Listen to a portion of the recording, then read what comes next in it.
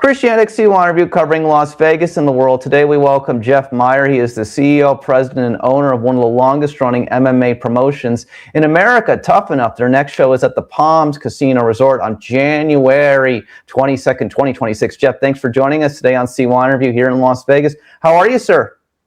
I'm okay, thank you. I can't complain. It's a beautiful Saturday, couple days before Christmas. Thank you very much for having me. How are you today? I'm good, Jeff. It's so great to have you here. So let me just ask you, last Friday night, Tuff-N-Uff 150 events spanning over 30 years. What did that mean last Friday night for you at the Virgin Hotels Las Vegas? Oh, thanks for asking. It was such a wonderful experience overall in so many ways. I should say 150 times so many ways. No, but in seriousness, it was incredible. I'm so proud of my brother for coming up with the idea for Tuff-N-Uff and being able to continue his legacy through 150 events now.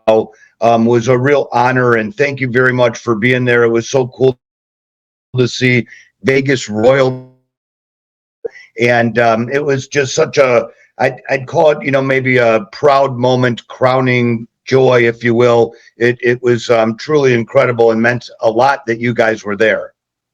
Well, I was very excited to be there. What a great setup there at the Virgin Hotels Las Vegas. I know you guys do shows all across Vegas. Let me just ask you for a statistical fact thing, because I couldn't find this online. How many of the 150 shows have been in Las Vegas approximately?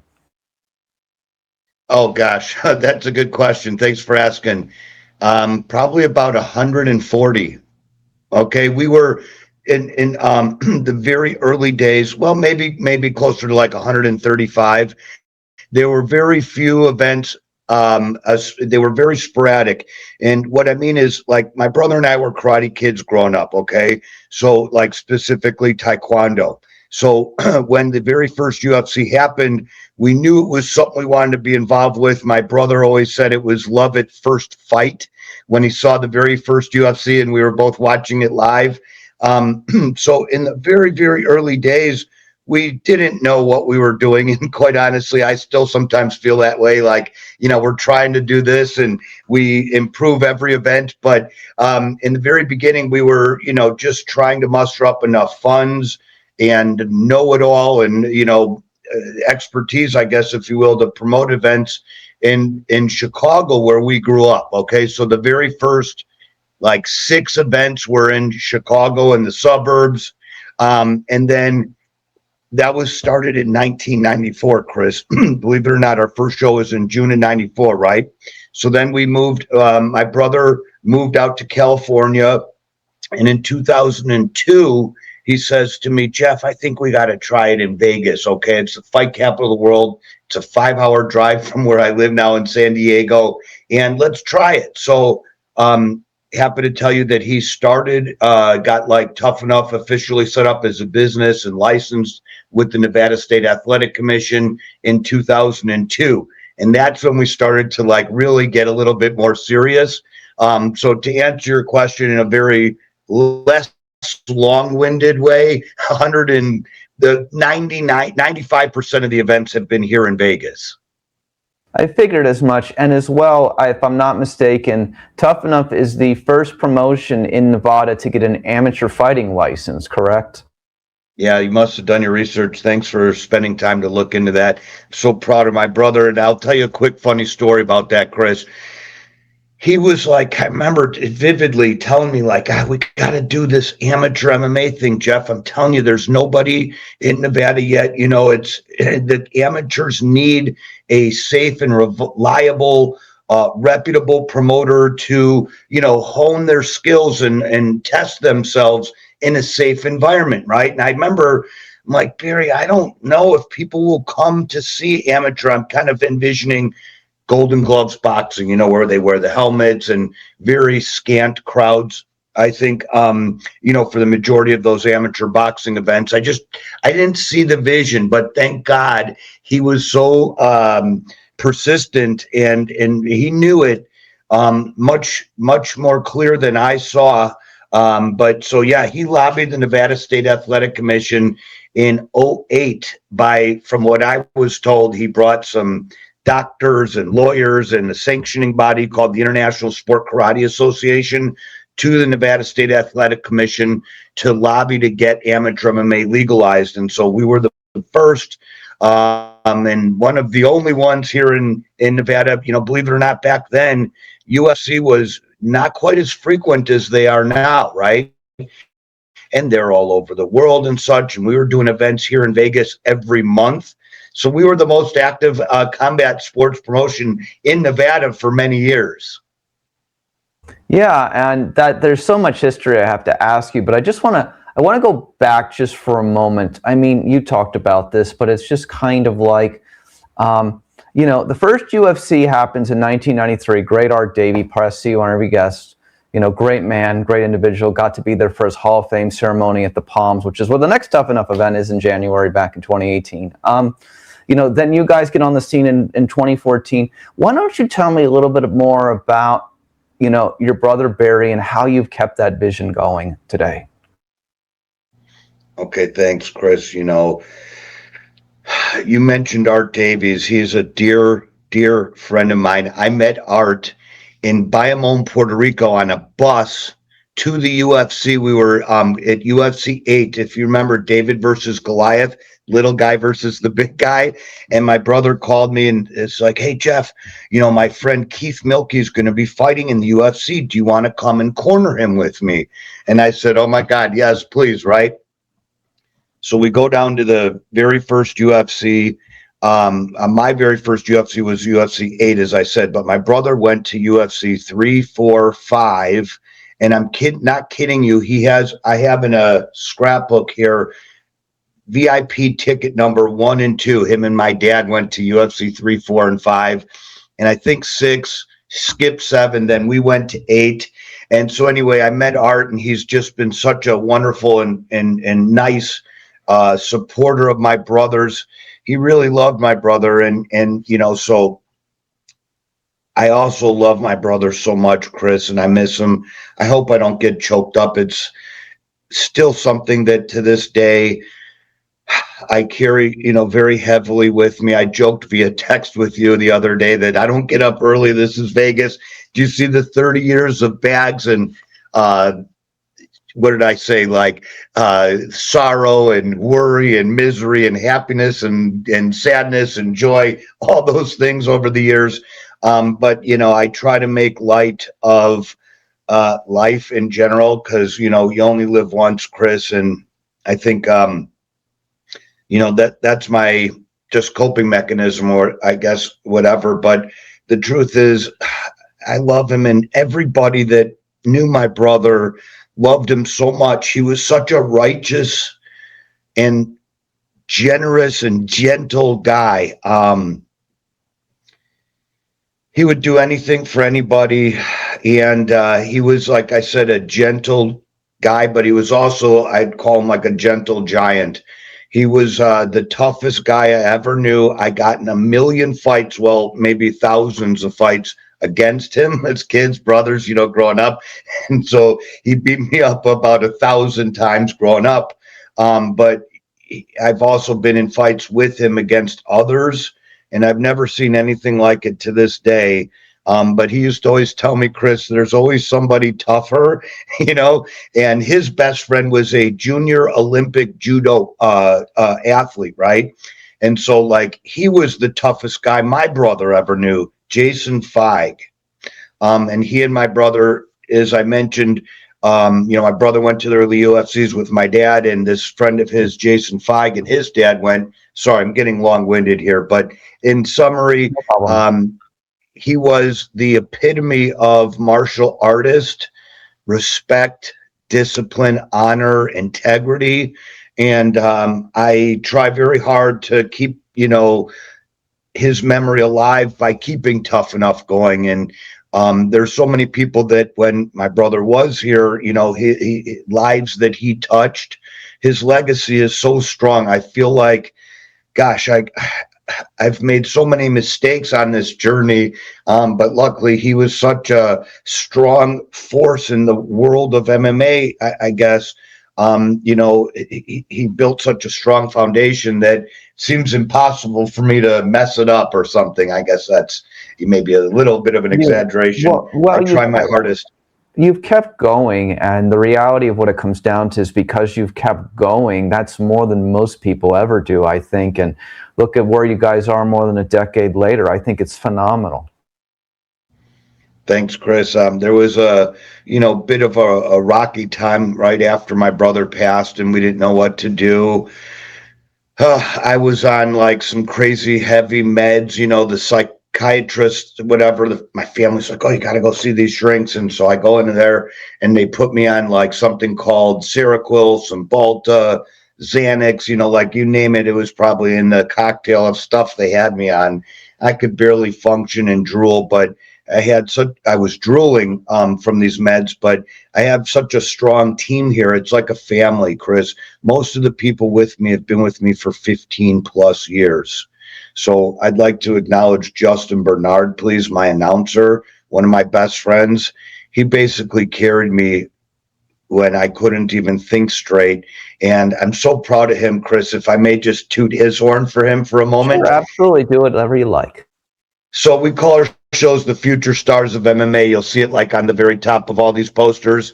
And it's because we get our goal is to get our fighters to the UFC. And we've had over 65 of them make it, right? But I'm also proud to tell you about Justin making it. He started with Tuff-N-Uff. He then got some UFC gigs. I think what was his first road to UFC. So now he's the official announcer for Dana White Contender Series, Power Slap, Road to UFC, UFC BJJ, the Ultimate Fighter finales. I mean, the guy has gone on to incredible heights, and I like to put a feather in my cap, if you will, or my brother's, because, again, it's an example of there's countless. If you want to be a referee or a judge or even a cage side physician in Nevada, you have to have experience at the amateur level. Okay, so I often laugh, like a doctor went to school for 8 years and then residency and this and that. But if they call the commission and say, how do I become a cage side doctor? Oh, you got to talk to Jeff. Then they get relegated down to me, but they have to cut their teeth somewhere. And so Justin and a lot of our crew that have made it over the years, as I said, the list goes on and on. It's not just fighters, it's production guys. It's the referees, the inspectors, the timekeepers. You all got to start somewhere, right? So I think it's important to note that I think that the amateur athletics has demonstrated such an important role in the overall ecosystem of sports or whatever, right? But in Nevada, there's, some strict regulations for amateurs, and it's for the fighter's safety. Okay. We have to have a minimum number of an insurance policy with a minimum per the state. We actually do double what the state mandates for the insurance limits.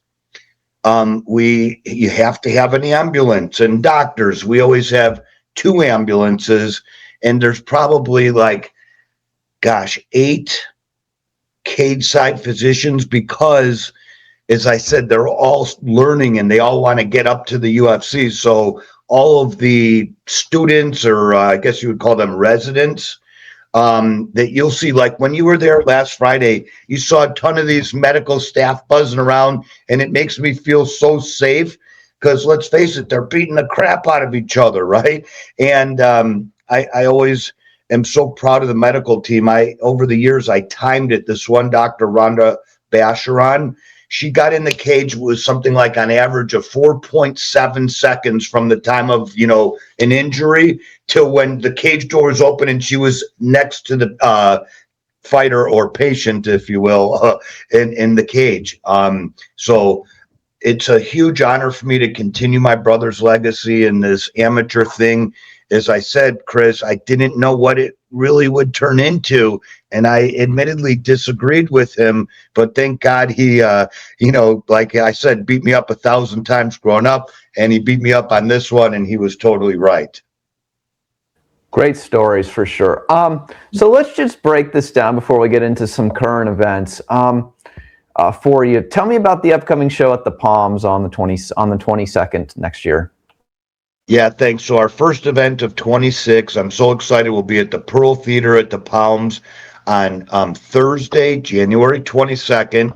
And it's a huge, huge deal for a lot of reasons. I'll just run down the couple main reasons, please. You know, the Sure. UFC's very first ever broadcast on the Paramount Network is on that Saturday, January 24th, right? So we've been blessed to be included in the fight week of festivities leading into the first broadcast on Paramount. As everybody knows, that's like the hugest monumental blockbuster deal. Everybody is so excited, and we're equally excited to be even included in this fight week. So like Thursday is Tuff-N-Uff 151, and then Friday is the Zuffa boxing, and then Saturday is the big massive Paramount broadcast. And by the way, it's only like $8 a month or something. So if you don't have Paramount, go sign up for it now. And then you'll be able to watch UFCs included in the subscription price, right? So I think it'll be a massive, massive fight week. And because of that, Tuff-N-Uff, we already have an incredible fight card lineup. Like the main event is two kids that are both undefeated, 10-0, 7-0 locals that I'm telling you, these kids are a fight or two away from the UFC.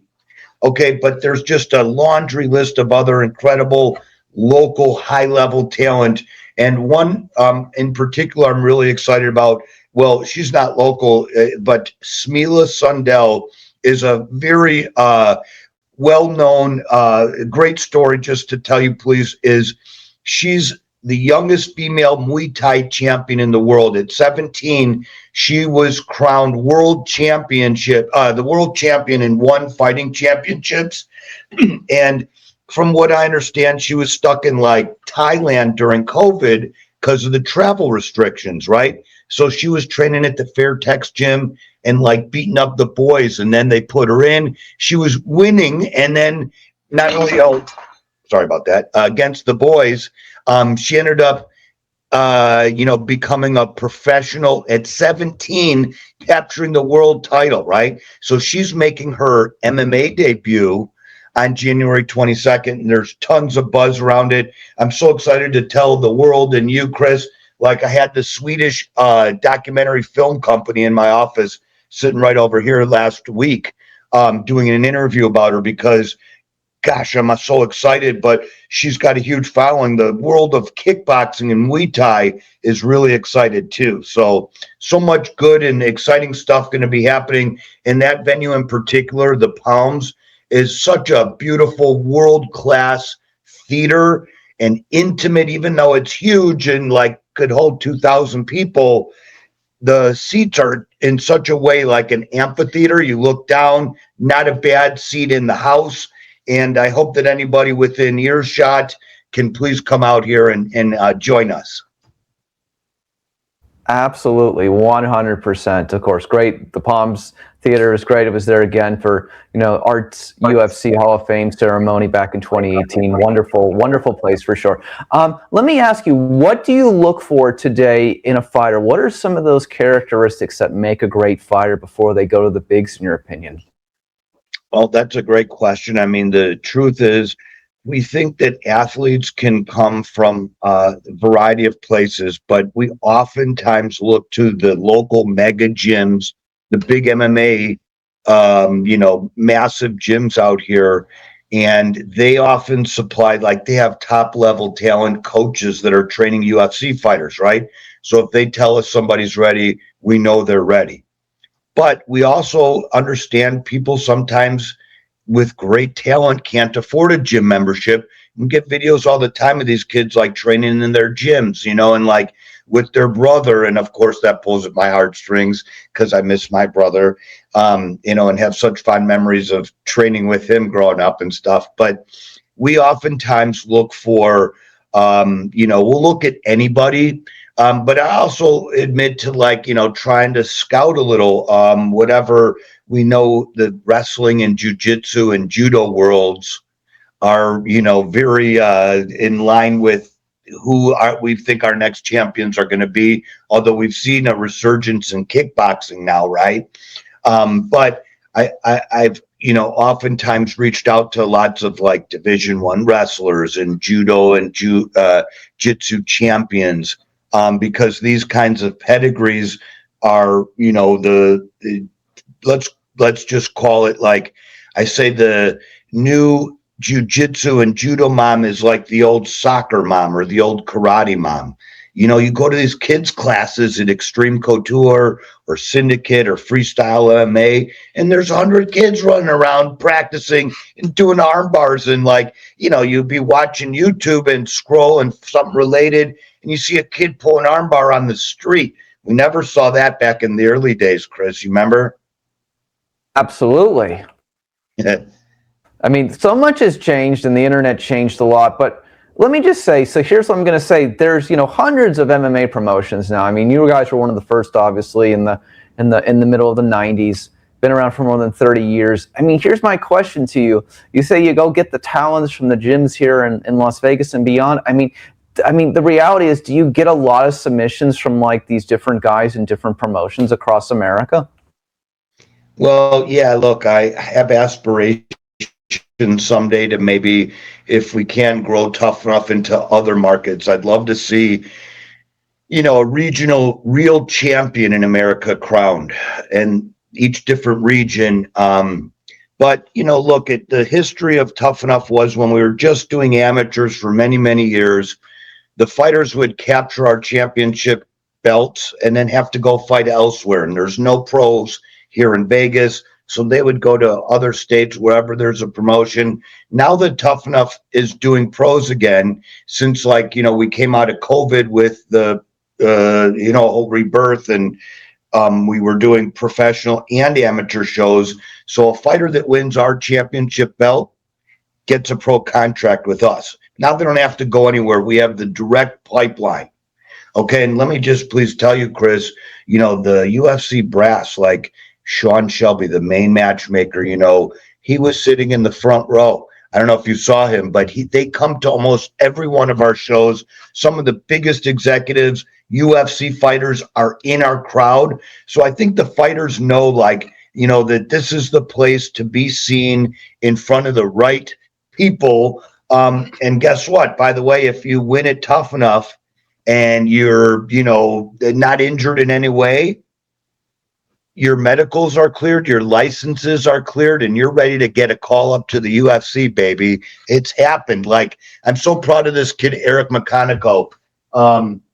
He's not on any of the posters because we had to redo that poster, actually. What happened was he was supposed to fight for us, and then about a week before, the UFC picked him up because they needed him to fight in their UFC the following week after our event, right?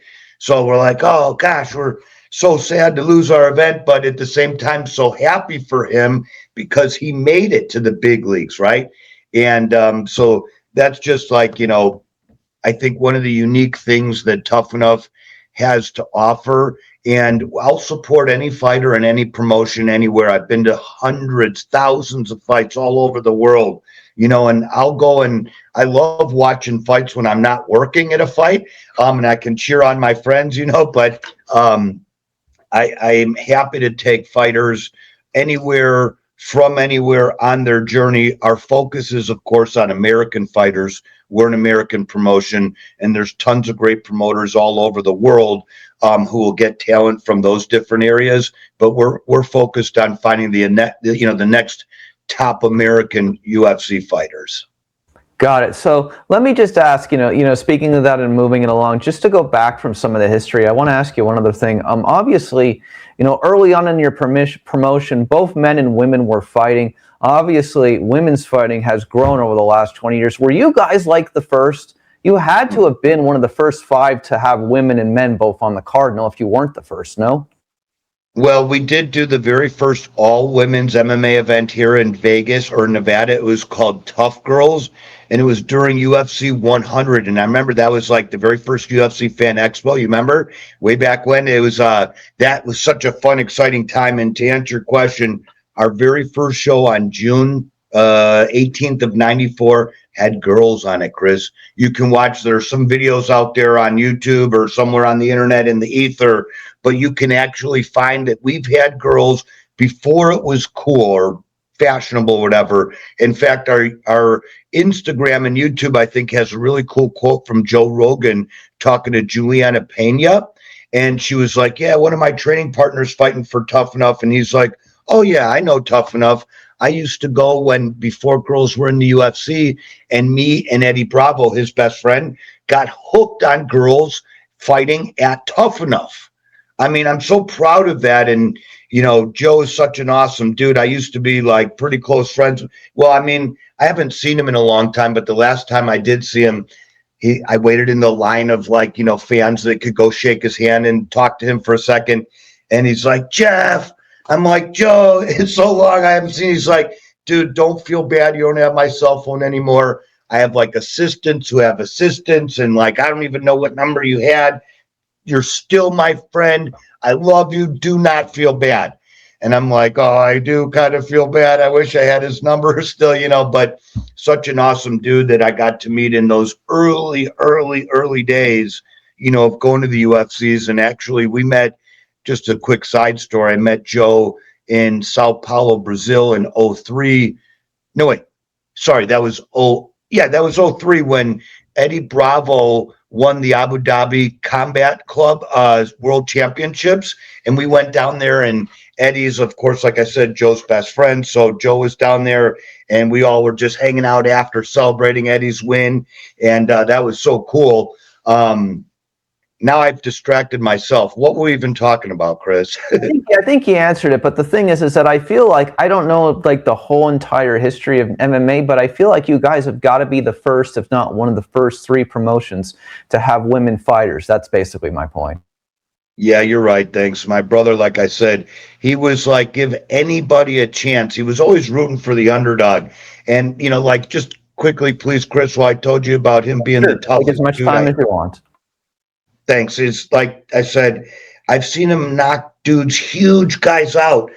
But he was so righteous and always would never start a fight. He'd jump in at someone who was getting doubled, somebody who was 2-on-1 or something. He would always jump in and stick up for the little guy. Gosh, I love him and miss him. Thanks for letting me talk about him, Chris. Oh, absolutely. Of course. Absolutely. Listen, he's proud of you that you've continued to move along. I believe that. I mean, look what it still is today, and it's going to continue to get better. I believe that. Let me just ask you, fact, fiction, verification. Ronda Rousey had her first MMA match in Tuff-N-Uff. Definitively, no? Well, yes and no. She had her first MMA match at Tuff-N-Uff, yes, but it was not her first MMA match. It was her second. Got it. Okay.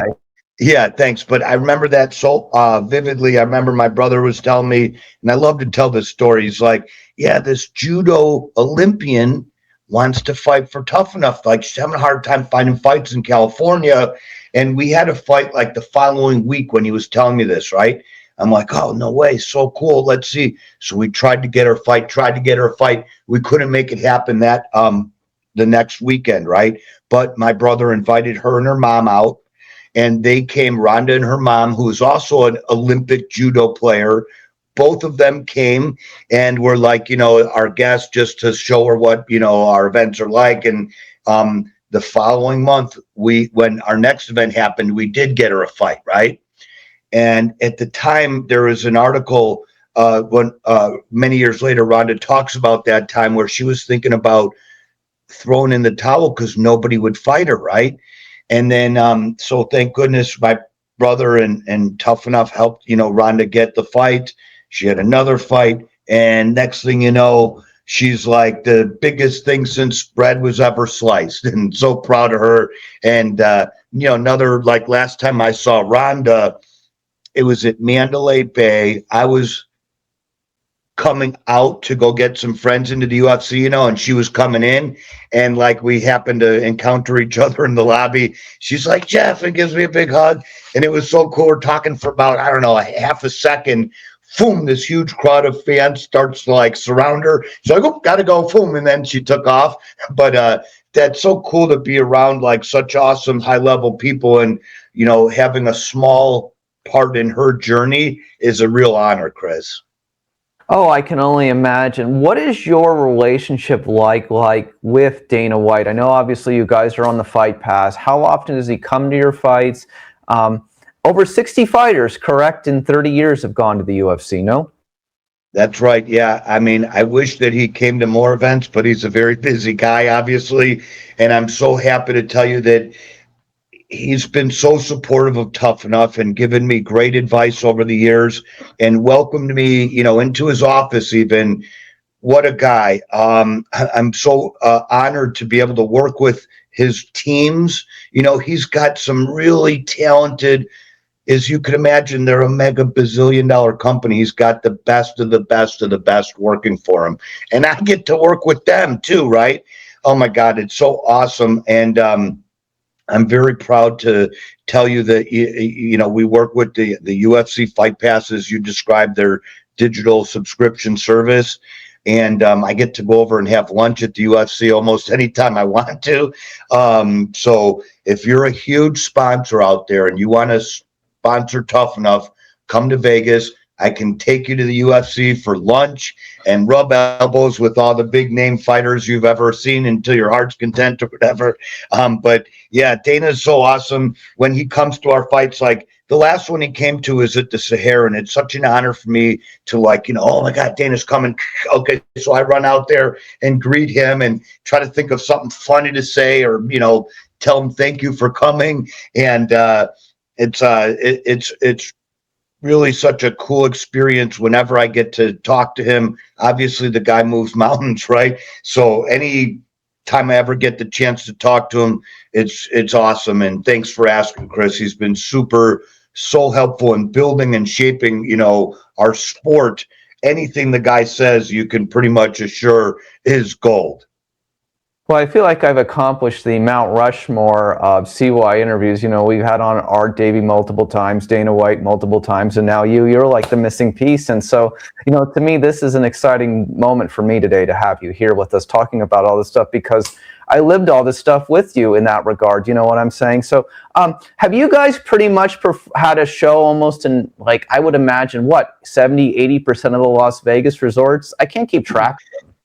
Not quite that many, but so many. We've been everywhere. I mean, some huge world-class, beautiful venues. On the Strip, like we've been to Treasure Island, the Sahara, Riviera, which isn't there anymore, you know. But we did, you know, downtown Las Vegas at Circa. Oh my God, beautiful, mega bazillion-dollar venue. Derek Stevens, thank you, if you ever happen to watch this, for having us over there. But like some huge venues too, Chris, like the Thomas and Mack Center.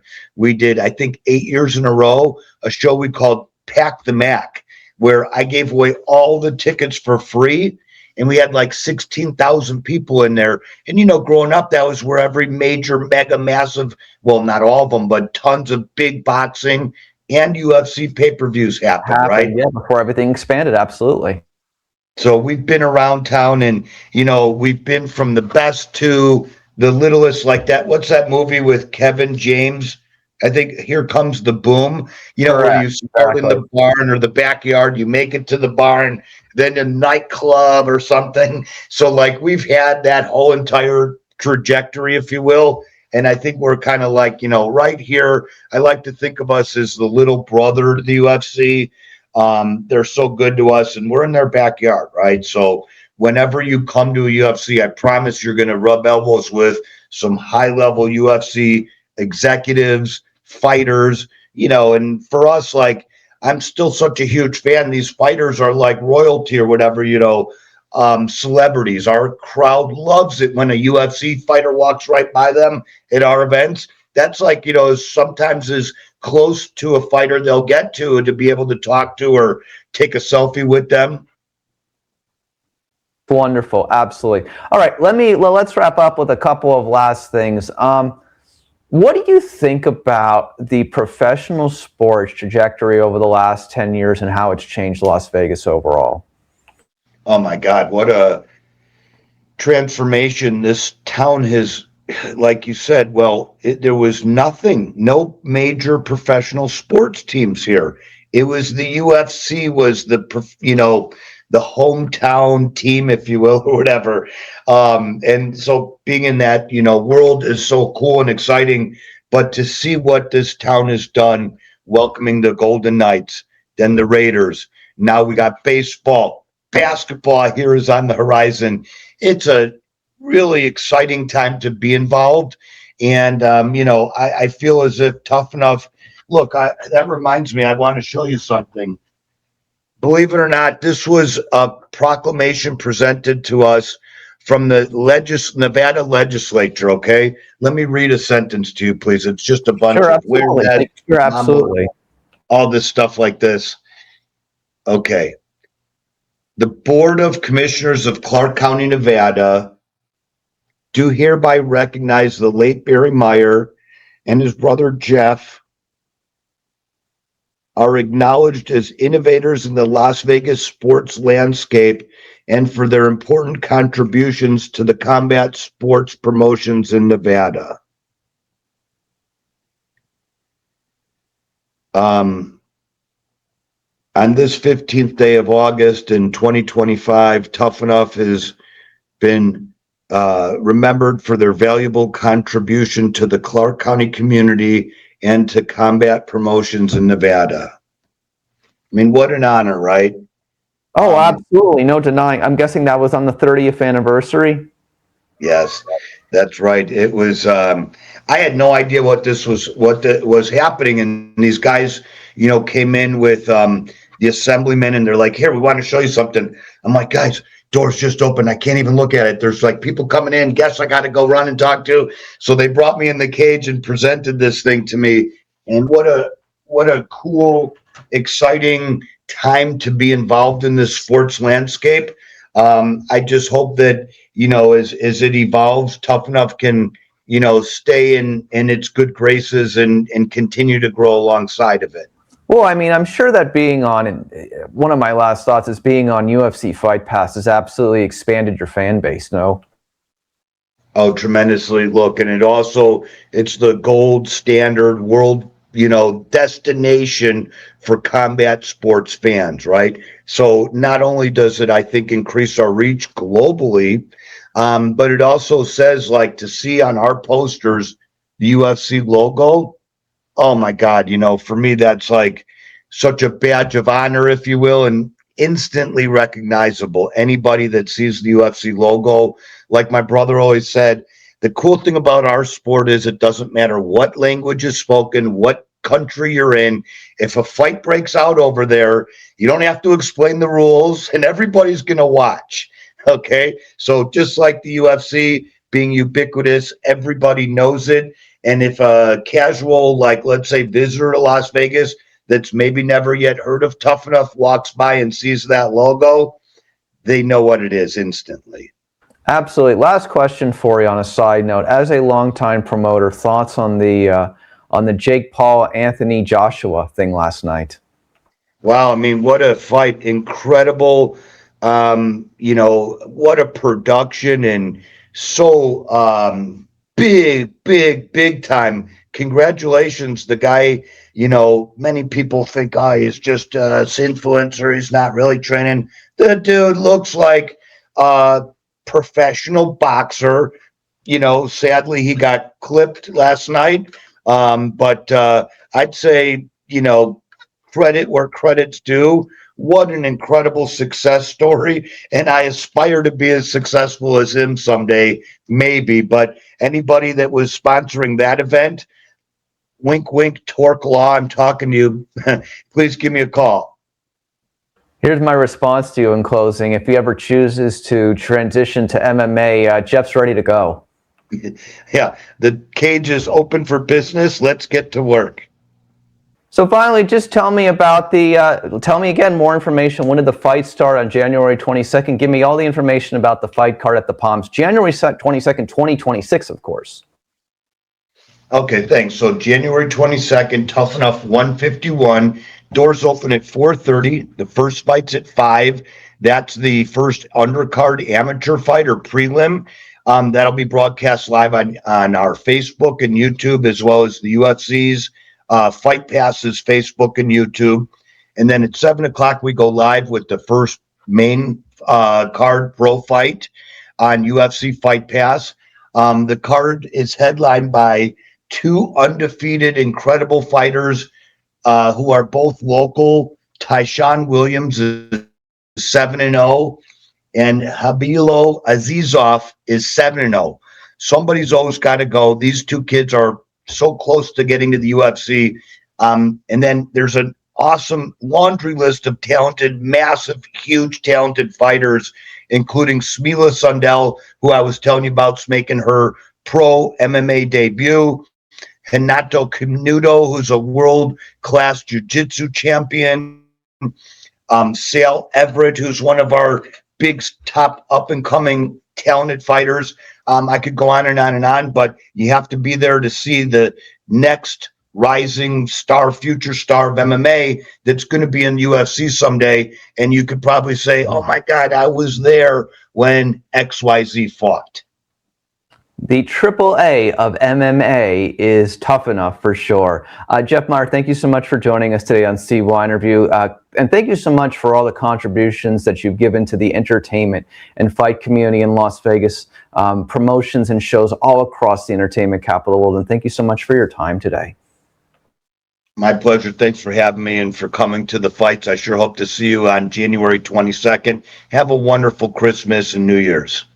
Happy holidays to everybody, and you too, Jeff. Thank you so much. Hang on with me.